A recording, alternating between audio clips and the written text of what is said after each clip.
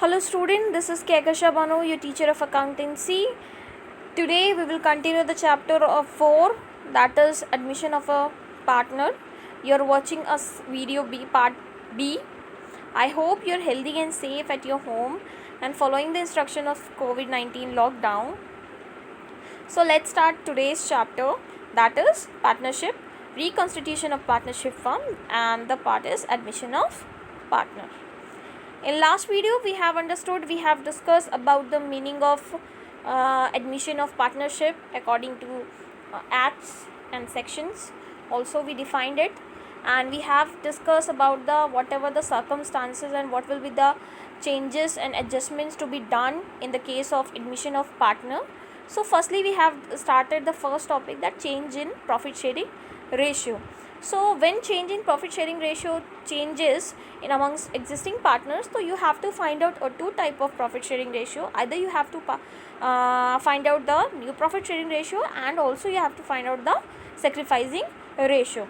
So in this we have to discuss the 6 ways and 6 conditions to be followed in this condition, that there can be a 6 type of condition on change on finding of new profit sharing ratio and finding of sacrificing ratio.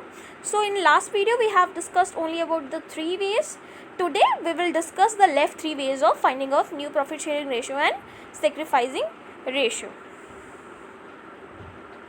So meaning we have discussed in last video also that whenever on the mutual understanding of existing partners, a new partner can be admitted in the partnership firm. We have discussed the 5 circumstances, 5 treatment and adjustment to be done at the time of admission of partner, in which we have studied about the first way, like first changes. Now today we will start a 4th condition of finding out of new profit sharing ratio and sacrificing ratio. The 4th condition is that when new partner acquires his share from old partner as a fraction of their share. जब कभी भी आपके जो new partner है वो किसी आपके पुराने पार्टनर्स के पर्टिकुलर फ्रैक्शन का पार्ट वो अडवायर या अक्वायर कर रहा हो, जैसे कि हम कह सकते हैं कि हमने ए के शेयर का 1/4 पार्ट मैंने एक्वायर किया, बी से शेयर से मैंने 1/5 पार्ट एक्वायर किया. सो इसके ऊपर एक एग्जाम्पल यहाँ दिया हुआ है, ए एंड बी पार्टनर्स है जिनका प्रॉफिट शेयरिंग रेशियो 5:3 है. इनकी सरेंडर क्या है, particular surrender 1/5 of his share, whereas B surrender 1/3 of his share. मतलब कि जो ए है वो अपने शेयर का 1/5 दे रहा है और बी है वो 1/3 अपने शेयर में से दे रहा है. मतलब कि 3 यू कैन से अगर ए का 5/8 है तो 5/8 का हमें 1/5 निकालना है. Okay, you can say 1/5 of 5/8, whereas B surrender 1/3 of his share in favor of C.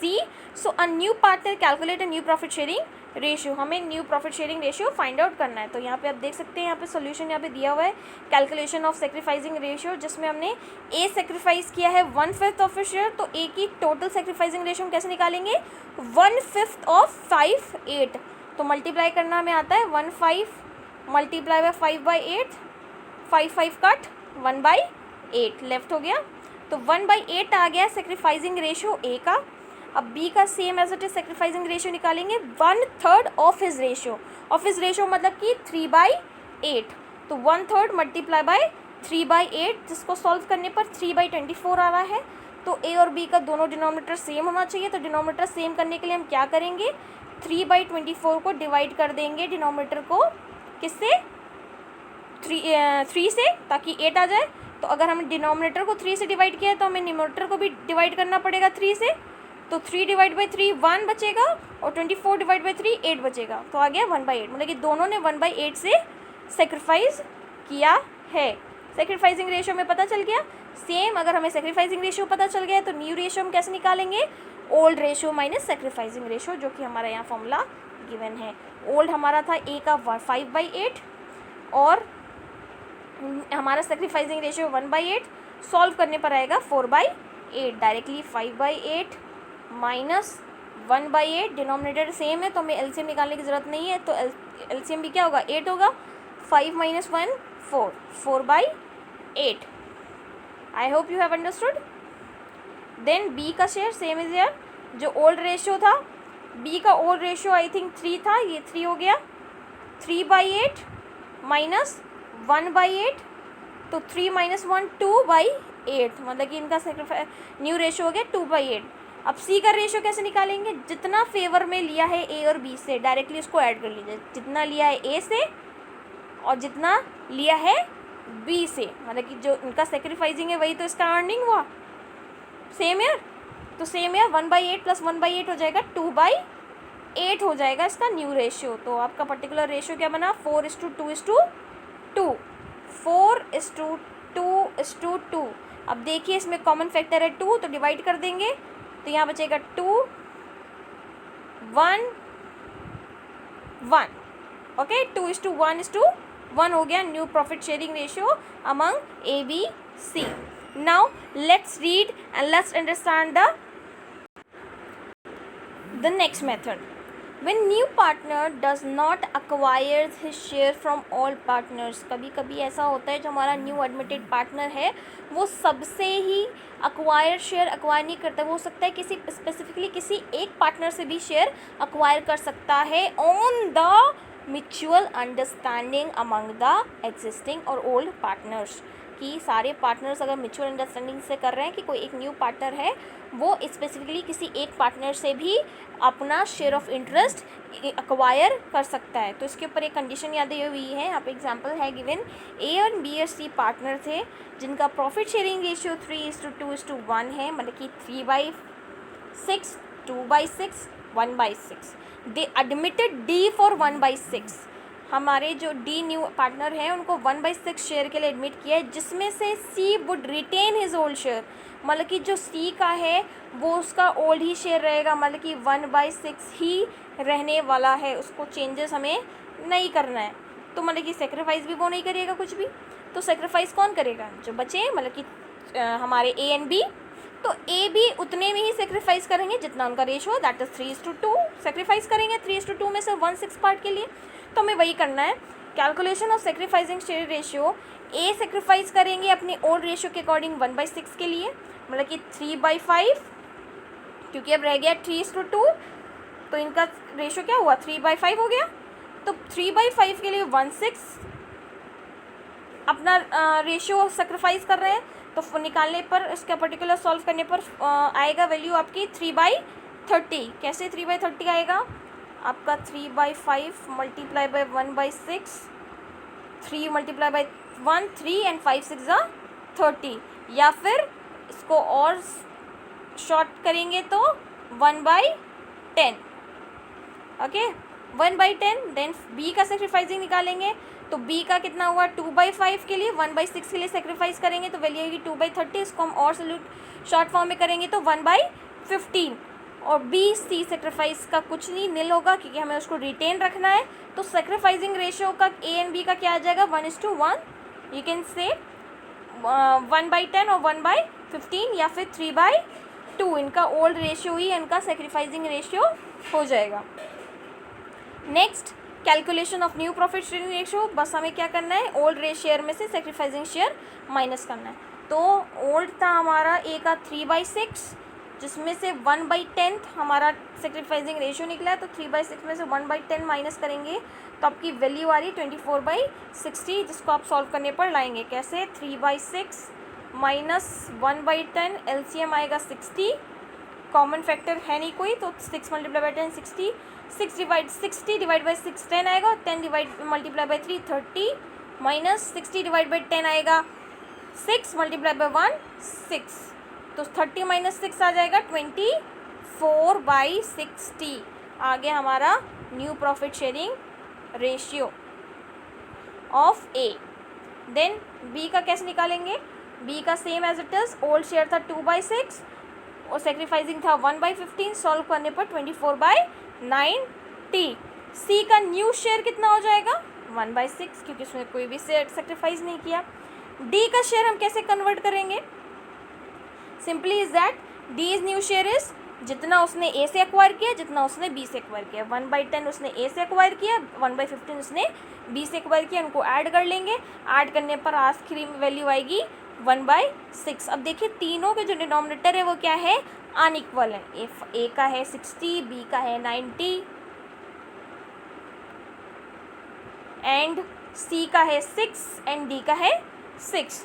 तो हम एक करने के लिए हम क्या करेंगे, चारों का हम एलसीएम ले लेंगे डिनोमिनेटर का। चारों को एलसीएम लेने पर हमें एक कॉमन फैक्टर एलसीएम निकल रहा है, लोएस्ट कॉमन मल्टीपल हमारा निकल रहा है 180, जिसमें से 90 180 में 90 भी आता है, 60 भी आता है, 6 भी आता है, 6 भी आता है। सॉल्व करने पर एलसीएम लेने पर आपकी वैल्यू आ जाएगी 72, 48, 30 एंड 12।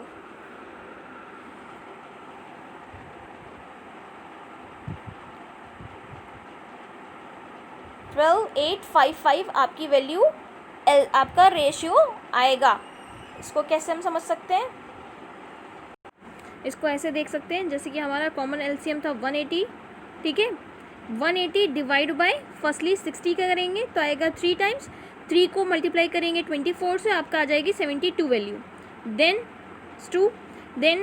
180 डिवाइड बाई 90 सब करेंगे तो आएगा 2, और 2 को हम न्यूमरेटर से मल्टीप्लाई करेंगे 24, दैट इज आएगा 48।